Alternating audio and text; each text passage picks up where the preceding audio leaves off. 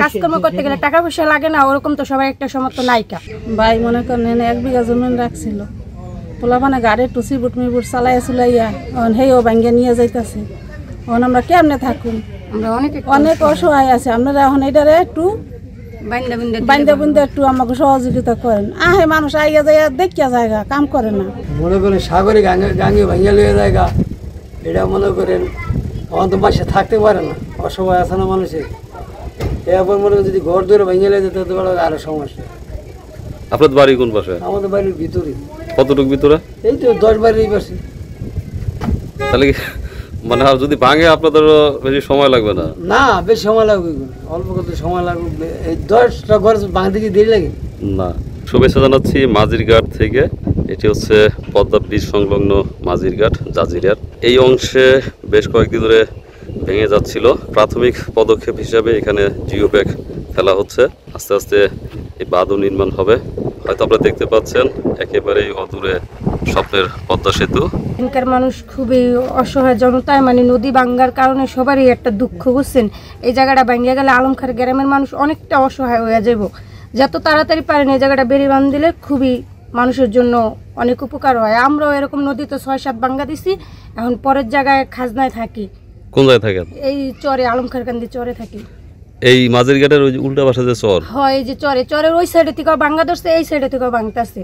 তাহলে কি ধারণা করা যাচ্ছে যে ওই যে ব্রিজের শুরুতে যে চর আছে ওখান থেকে আমরা দুই পাশে 9 নাম্বার প্লেয়ার গড়ে থেকে ভাঙ্গা ধরছে, এই যে ব্রিজের এই সাইডে। ওই পাশে ভাঙে না ব্রিজের? হ্যাঁ, এই সাইড দিয়ে। তাহলে ব্রিজের মনে হয় যে দুই পাশ থেকেই নদী, যেহেতু নদী দুই ভাগ, দুই পাশ থেকে ভাঙছে। দুই পাশ থেকে ভাঙতেছে, এপারও ভাঙে ওপারও ভাঙে। মানুষের থাকা খুবই অনেক একটা অসহায়। আপনাদের অনেকে তো দেখলাম ওদিকে চলে যাচ্ছে। হ্যাঁ, ঘর বাড়ি ভাঙ্গা মনে করেন ওদিকে আগ বইতেছে। কি করবো, মানুষে থাকতে পারে না এই কারণে। আচ্ছা, তাহলে আপনাদের বাড়ি আগে এই পারে ছিল? হ্যাঁ, আঙ্গবাড়ি এই পারে ছিল। এরকমই নদী ভাঙ্গা আমরা 6-7 ভাঙ্গা দিছি। আলমখার গ্রামে সবাই জানে, অনেক আগে থেকে ভাঙ্গা ধরছে। আর এই জায়গার মানুষ খুবই অসহায়, বুঝেন নাই, খাজনায় থাকে। তারপর নদীর এখন সবাই বলতেছে যেহেতু বেড়ি বাঁধ দিলে হেগুলিকে ভালো হয়। কিছু কিছু মানুষের নিজা জায়গা আছে, তারা বাংলা অনেকটা অসহায় হয় না। নিজস্ব গ্রাম ভেঙে গেলে পরের গ্রামে গেলে খুবই একটা কষ্ট, বুঝেন কষ্ট হয় এই কারণে। আচ্ছা, তো এমনি তো তাড়াতাড়ি পারে একটু বাইন্দা চিন্দা দিলে সরকারের ভালো হয়। সরকারই করবে। এখন এখানকার তো বেশিরভাগ মানুষ আগে ঘাটের অনেক কাজকর্ম করতে, এখন তো সেই কাজগুলো নাই, কাজকর্ম নাই, মানে অনেক একটা অসহায় আছে। যে যেমন পারে মনে করেন এই যে চরের বদলা কিষান দিয়ে অনেকে একটু খাওয়া দাওয়া করতে পারে, এরকম ভাঙ্গা গেলে এটু থাকবো না। মাছ ধরে না দিকে চলবো, মাছ ধরে নাই পাশে মাছ ধরে হালকা পাতলা, বুঝেন না, সবার তার সবটা নাই হয় না। ওই পাশে মাছ আছে, এই পাশে তো আর মাছ ধরার তেমন নাই। কি নাম আপনার? আমার হাজি আব্দুল খালেক দেশালী। আপনাদের বাড়ি? আমাদের বাড়ি এই 0 পয়েন্ট, এই ভাঙা নদী। আচ্ছা, 0 পয়েন্টে। তো এটা তো মাঝিরঘাট। এটা মাঝিরঘাট। মাঝিরঘাট তো একসময় বিখ্যাত ছিল। হ্যাঁ, বিখ্যাত ছিল, এখন নাই। তখন তো ফেরি ছিল। হ্যাঁ, এখন ফেরি ছিল, কিন্তু আমার এখানে আইনতে ছিল মানুষ, কিন্তু লাভবান ছিল। এখন মানুষ শূন্য হয়ে গেছে গা, ঠিক আছে, ঘাট যাওয়ানে। আমরা এখন আছি অস্থায়ী মানুষ আছি অনেক, ঠিক আছে। আমরা যে জায়গায় আছি অনেক আল্লাহ আমাকে রাখে কিনা, যদি সরকারে যদি আমাকে একটু সহযোগিতা করে, একটু বেড়ি বাঁধে পদ্মা বাঁধ যদি দিয়ে দেয়, ভালো করে যদি দিয়ে দেয়, তাহলে আমরা থাকার একটা সম্ভাবনা থাকবো, নাহলে থাকার সম্ভাবনা থাকবো না, কিছু আমরা থাকতে পারবো না এই দেশে, বুঝলেন কথা। আর একটু যদি খেয়াল করেন, আপনার এই যে ব্রিজের ওই পাশ দিয়ে কিন্তু অনেক বাড়িঘর গতবারও ছিল। হ্যাঁ, একটু যদি পিছনে দিকে যদি দেখি, তাহলে সেই বাড়িগুলো কিন্তু ভেঙে গেছে, অনেক বাড়িঘর ভাঙছে। মানে সরকার যদি আমার একটু সহযোগিতা করে, যদি লক্ষ্য করে, তাহলে এই দেশটা মানে ভাঙতে পারা থাকবো, ঠিক আছে। অনেক হলো সরকারের উপর নির্ভর, এছাড়া কোনো আমাকে কোনো নির্ভর না, যদি একাল্লায় উচিল হলো সরকার। আচ্ছা, ঠিক আছে। তো যে বললেন যে আসলে ঘাট কেন্দ্রিক অনেক পেশা ছিল এখানে আগে। হ্যাঁ, অনেক পেশা ছিল, অনেক ব্যবসা আমারই অনেক ব্যবসা বাণিজ্য ছিল। এখানে ব্যবসা নাই, কিছু নাই। কি ব্যবসা করতেন আপনি? আমার গাড়ির দোকানে ছিল, আমার সিবোর্ডা ছিল, মানে নানান দিকে ব্যবসা বাণিজ্য ছিল। এখন কিছুই নেই, সেগুলো তো আর এখন চলবে না। এখন চলবে না, এখন চলমুখ কই চলে। এখন তো দেখেন না, এই যে নীরব, এখন নীরব, কোনো লোক নাই, জল নাই, মানুষ নাই, কোনো ব্যবসা বাণিজ্য নাই। এই ভাঙাটা শুরু হয়েছে বেসিক্যালি ঈদের দিন থেকে।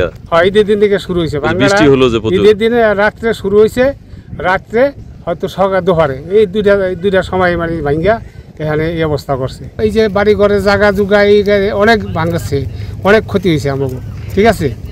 আমাকে যা ক্ষতি হয়েছে এটা বলা যায় না, ঠিক আছে, অনেক ক্ষতি হয়েছে। এটা সরকার যদি একটু লক্ষ্য করে আমাকে দেখি এই ক্ষতিপূরণ যদি ওখানে একটু লক্ষ্য করে তাহলে আমরা একটু সহযোগিতা পাম, এছাড়া আমরা সহযোগিতা পাম না। এইবার তো গতকাল সরকারের উচ্চপদস্থ উপদেষ্টারা আসছিলেন, হ্যাঁ এইবার তো হয়তো ঠিক হয়ে যাবে, কিন্তু ওই পারের মানুষের তো একটা বিশাল চিন্তার বিষয়। যাই হোক মানে ওখানে আমাকে এই পারটা ঠিক হলে যারা ও পারটা মানুষ বাঁচতে পারবো, তার কারণ মানে ওই দিদি জায়গা জমি এই পার অনেক আছে, কিন্তু এরা জায়গা বানাই বললে মানে অনেক ভাঙ্গা চুরারি নিয়ে গিয়ে ওপার চরে গেছে অস্থায় নিচে। আচ্ছা, ঠিক আছে। আর এদিকে যে পরিমাণ ভাঙছে, এরকম ভাঙলে তো মনে হয় যে এই চরও বেশি দিন থাকবে না। না এই চর মনে করেন যে এই ভাঙ্গা শুরু হয়েছে, মানে বর্তমান শুরু হয়ে গেছে, মানুষের বাড়িঘর গাছ গাছলা অনেক ক্ষতিপূরণ হইতে আছে, এই বাজে চরে থাকতে পারবে না মানুষ, অনেক ক্ষতি হইতে আছে মানুষের। এটা কি শুনছেন বাদ দেওয়ার কোনো চিন্তা ভাবনা? না এটা কোনো শুনি নাই, আমরা শুনি নাই, কারণ সরকার এটা যদি পদক্ষেপ নেয়, এটা যদি এটা তারা বলতে পারে সরকার, আমরা এটা বলতে পারি না, আমরা শুনি নাই এখন থেকে।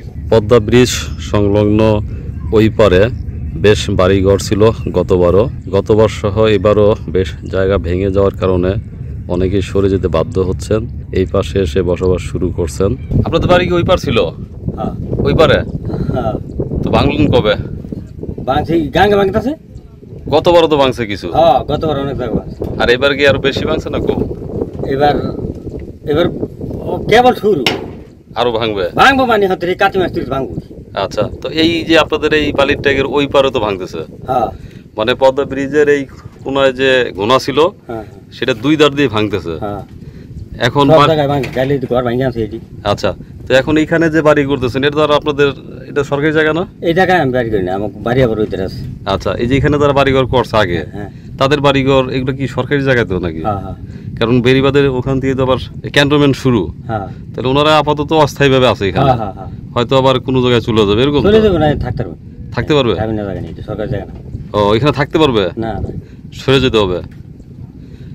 বলছি এখান থেকে চলে যেতে হবে পরে আবার? হ্যাঁ হ্যাঁ ও, এখানে যারা আছে অস্থায়ীভাবে আছে, তাহলে এইবার কি আশঙ্কা করতেছেন গতবারের তুলনায় এবার বেশি ভাঙবে? বেশি ভাঙবো, তুই কাটাল পানি আইসি, পানি এলিছে ভাঙবো। পানি আসলে আরো বেশি ভাঙবে? হ্যাঁ হ্যাঁ।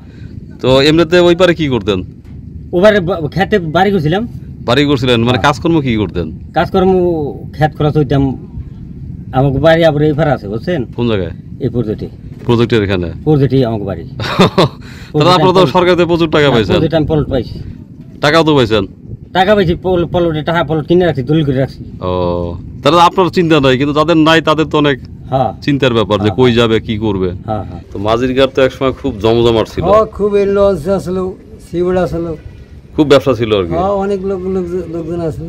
সেই সব লোক এখন কি করে? এখন কি করবো, যার যার কাম করে, কি করে সেটা ধরেন? কেউ মনে করেন জাল ভাই, কি মনে করেন বদলা দেয়, ঠিক আর কাম ঠিক আছে, কেউ ভ্যান চালায়, কি চালায়, কেউ ঢাকা চলে গেছে, মাছ ধরে, কেউ বিদেশ চলে গেছে, এরকম। সিঙ্গাপুর থাকি, মালয়েশিয়া থাকি।